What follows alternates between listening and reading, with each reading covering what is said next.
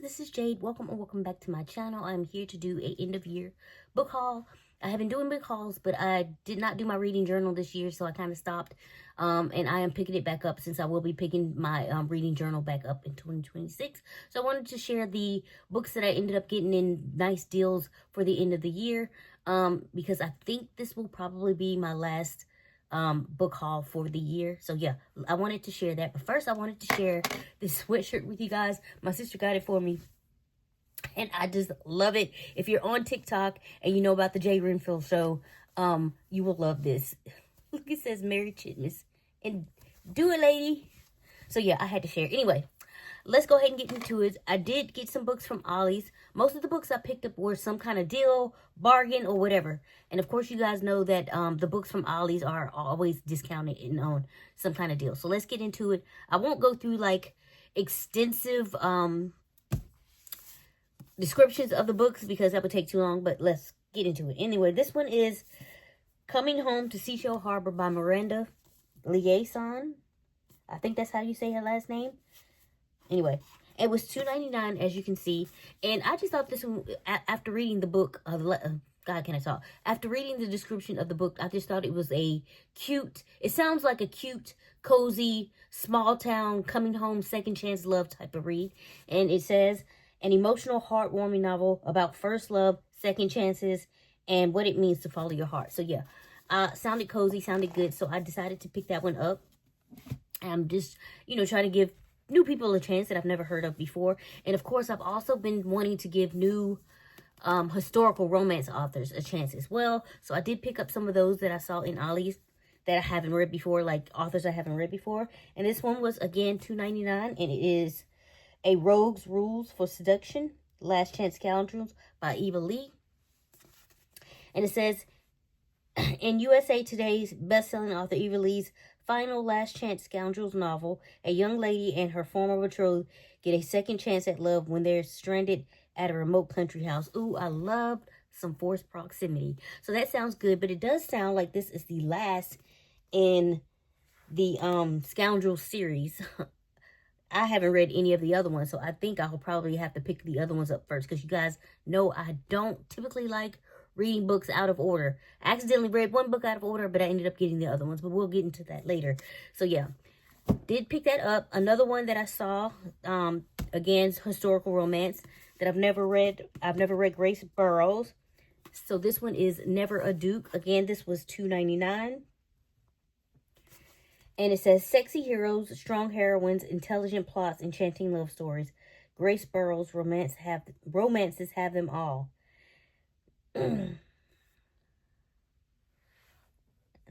Let's see. I'm trying to see if it gives a better summary of what this book is about on the back of this. Okay, so it looks like Ned here. It says Ned Wentworth. He was adopted by a family, but of course wasn't exactly accepted in the society or whatever. And there was this woman named Rosalind, and she's looking for her lady's maid that's disappeared, and he has connections to like the underground. And so they hook up together to investigate these missing ladies' maids. And basically, this is their love story. So that's what's going on in there. And then this one, also historical romance, $2.99. All of these from Ollie's, as I said. Some Dukes Have All the Luck by Christina Brighton, best-selling author. And it says, rule number 1 of scientific observation, the researcher must never get involved with his subject. Ash Hawkins, Duke of Buckley, no more wants to marry than he wants a stick in his eye. As the owner of a gaming hell, he is all too aware of the odds of happy marriage are against him. After years of ridicule for being more interested in bugs than boys, Bronwyn has accepted that she'll never marry for love. Her parents, however, are threatening to find a husband for her.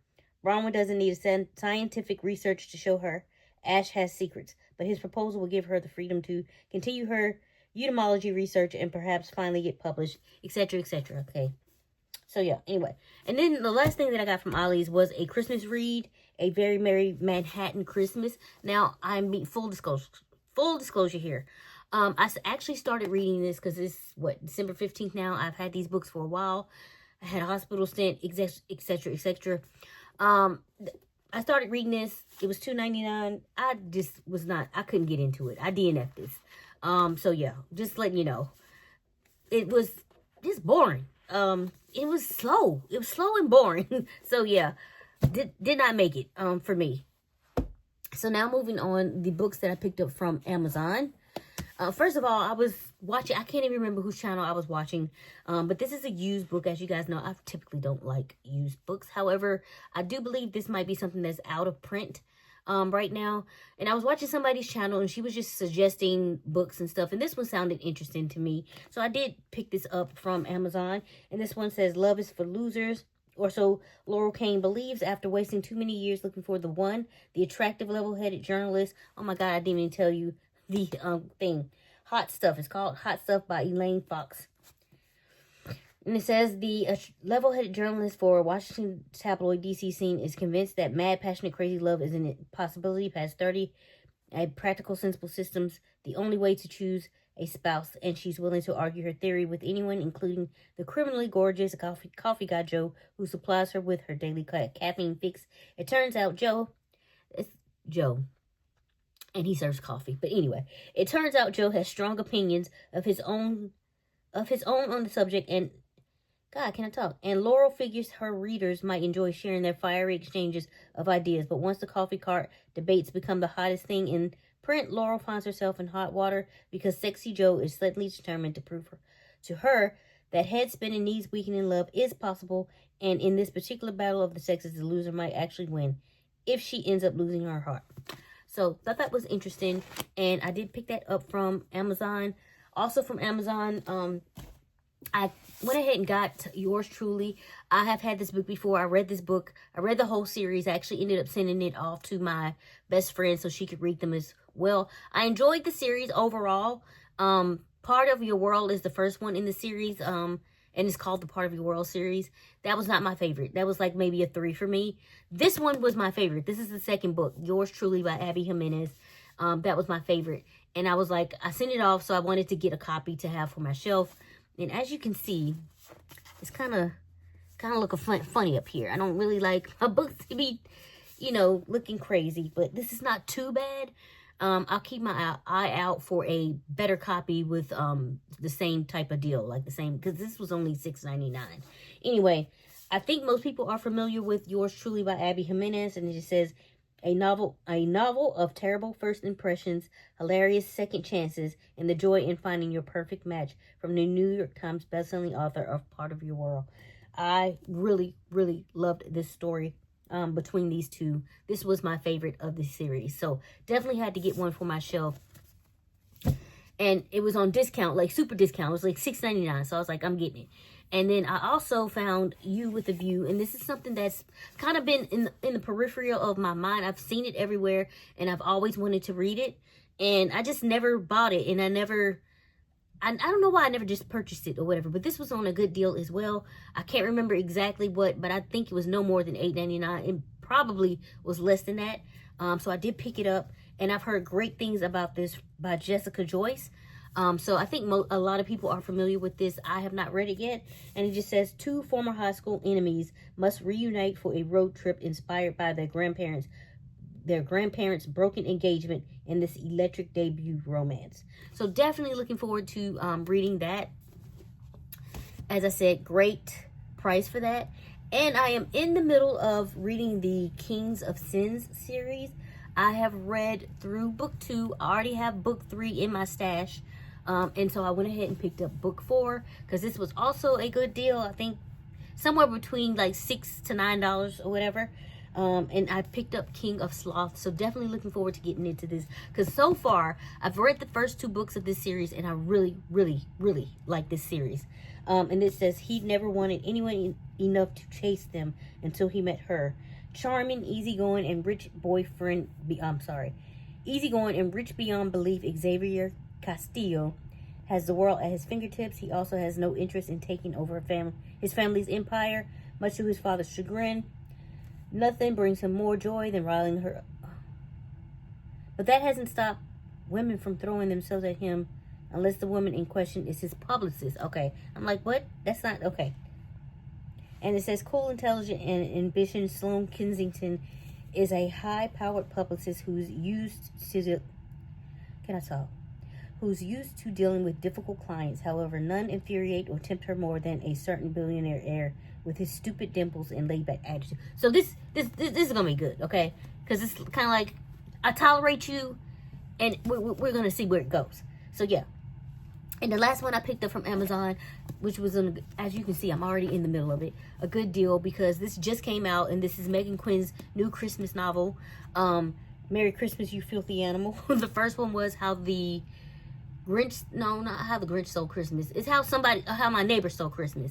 I read that one last year. I thought it was funny. And so I decided to pick up this one this year. Although, I will have to say, why are these so thick? I don't know. Anyway, I will say I am in the middle of this so far, and I am loving it. It is hilarious. Hilarious, okay? I am laughing my ass off reading this book. So, as I said, it just came out, so a lot of places you see it was like $14.95. The actual price on the back says $18.99. Amazon had it for like $9, so I was like, I'm gonna go ahead and snatch that up. That's a great deal for this at this time. So I went ahead and got it. I'm in the middle of it now, and enjoying it so far. So yeah, if anybody is wondering if this is pretty good, Megan Quinn pretty much writes hilarious books. I mean, most of her books are just funny. So the ones I've read so far anyway have been funny. Some of the characters will tear your nerves up because of just how ridiculous they are. Okay, and you're like, what is going on here? But overall, I am finding it very entertaining, and I am loving it. And so the last bit of my book haul here, let's get into, I got from Barnes & Noble, and I decided to buy from Barnes because they were having, I am a member, so I get 10% off, but they were also having, it was like triple points for members if you bought during the sale that they were having. So I was like, that's a great deal. You know, I can get some books that I want to get that, oh, okay, let me finish. That I want to get, and then I get the points, so I get the books, you know, I get the what do you call it? The cash for the books. So like I'm up to $15 in credit now. So that's great. Anyway, so I did pick up these books because some of them just complete a series that I started, and one of them was on sale. So yeah. And the ones that I picked up are kind of, you know, small books anyway, so they didn't cost that much. Anyway, can I say anyway again? Anyway, listen. Okay, let me stop. I read accidentally read the last book in this series, which is the Gilded Age Heiresses.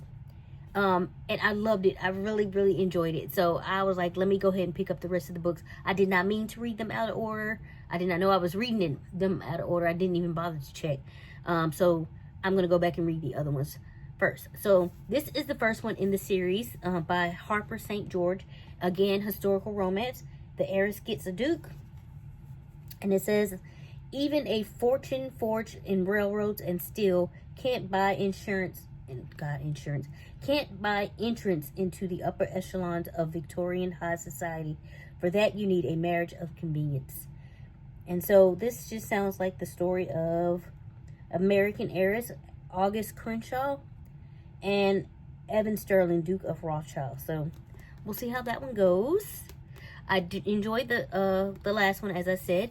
And then the next one in the series is The Devil and the Heiress by Harper St. George. And it says, sparks fly when a runaway heiress bargains with a devilish rogue to escape a marriage of convenience. No one would guess that beneath Violet Crenshaw's ladylike demeanor lies the heart of a rebel. And it says, Christian Houston, Earl of Lee, has a scheme of his own to escort the surprisingly spirited Dollar Princess north and use every delicious moment in close quarters to convince Violet to marry him. So that looks interesting as well. Continuing on, because these are all interconnected, so all of these characters will end up in each other's books, I believe. Is if I'm remembering correctly from the last one. So the one that I read. Anyway, and this one is The Lady Tempts an Heir. I actually accidentally ordered 2 of these, so one will go back. One will be going back to Barnes & Noble because I didn't mean to buy 2. And it says, a fake engagement brings together a lady with bold and daring dreams and the heir whose heart she captured. Tall, dark, and brooding, to say To say that American Maxwell Crenshaw stood out in the glittering ballrooms of London is an understatement. He vowed never to set foot in England again, but when an ultimatum from his father sees him crossing the Atlantic once more, reuniting him with the delectable Helena March, he can't deny the temptation the young widow presents. Lady Helena is flirting with scandal instead of spending her time among the ton. Helena pours her energy into charity, but society gives no quarter to unmarried radicals who associate with illegitimate children and fallen women, and Helena's funding has almost run out. So when the sinfully seductive Crenshaw heir suggests a fake engagement to save them both, him from an unwanted marriage and her from financial ruin, Helena finds herself too fascinated to refuse. So, yeah. Love all the situations and setups here. Last one I picked up was Leigh Bardugo's The Familiar. I actually was suggested this by an associate in Barnes & Noble one time when I was in there shopping for something else. And I think it was when I was picking up Six of Crows. And she was like, well, if you like Leigh Bardugo, you should read this book that she had just come out with. But I had never read Leigh Bardugo before. No, that's not true. I did read the other one. Not Six of Crows. I can't think of it right now. You guys know it's the other really popular one that they made a thing for on Netflix. But I ended up reading the first one in that one. And I wanted to read the Six of Crows duology. Chef's Kiss, by the way. Chef's Kiss, okay? I still think about those characters and those books. I love those. They are some of my favorites of the year. So, yeah. Anyway, so I did want to pick this up finally because this was on sale as well. This was like $8, $9, maybe not even that much. And so I did go ahead and pick up Leigh Bardugo's The Familiar. And this one, I think is different from what she's been writing. And it just says, in a shabby house in the new capital of Madrid, a lowly scullion hides a gift for little miracles. But when her employer discovers Luisa Gotado's secret talent, she demands Luisa use her illusions to win over the royal court. Determined to forge a better life for herself, Luisa plunges into a world of power-hungry nobility, desperate kings, holy men, and hucksters, where the lines between magic, science, and fraud blur. With the pyres of the Inquisition burning, she must use every bit of her wit and will to win fame and hide the truth of her ancestry, even if that means enlisting the help of the notorious Gillian Santiago, whose own secrets could doom them both. So yeah, that's what it's about. Still not sure exactly what that's about because that's kind of obscure. But I've heard good things. Okay, actually, I've heard a mixed bag of things for this. The associate really seemed to love this. And then I've seen other people that just kind of was like, it was good. And then other people that was like, they didn't really get it. So I don't know. We'll see. So far, I've loved Leigh Bardugo's work. So we'll see how it goes. But that's it. That's it. That's all. That's what I picked up for the end of the year. I don't anticipate buying any more books before January. Quick addition, and I'm out. I forgot I had ordered these books last minute, so let's get into them real quick. These two I got from Barnes & Noble, and basically they are about zine making. I have a slight interest in zine making and learning basically how to do the process, so I did pick these up. One is Stolen Sharpie Revolution, a DIY resource for zines and zine culture. So I did pick that up. I thought that was cute, and I want to get into this and read this. And then also this one called Make a Zine, Updated and Expanded, Start Your Own Underground Publishing Revolution by Joe Bill, forward by Yamani Wentz. So I did pick this one up as well just to get some basic information, as I said, about making zines. So I did pick these up from Barnes & Noble, as I said, last minute, so I forgot about that.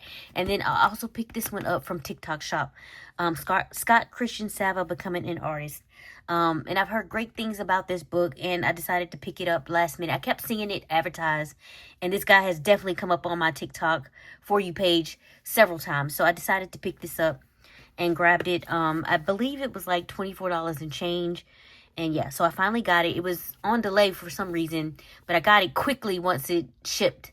Within a day. So yeah, anyway, so it is here, and that is the end of my end of year book haul. Yeah, anyway, that's it. So So that pretty much wraps up my end of year book haul from Ollie's, Amazon, and Barnes & Noble. I typically try to buy my books at a discount or some kind of deal that's going on, just because that's what I like to do. Of course, I can't do that all the time, but for the most part, that's what I try to do.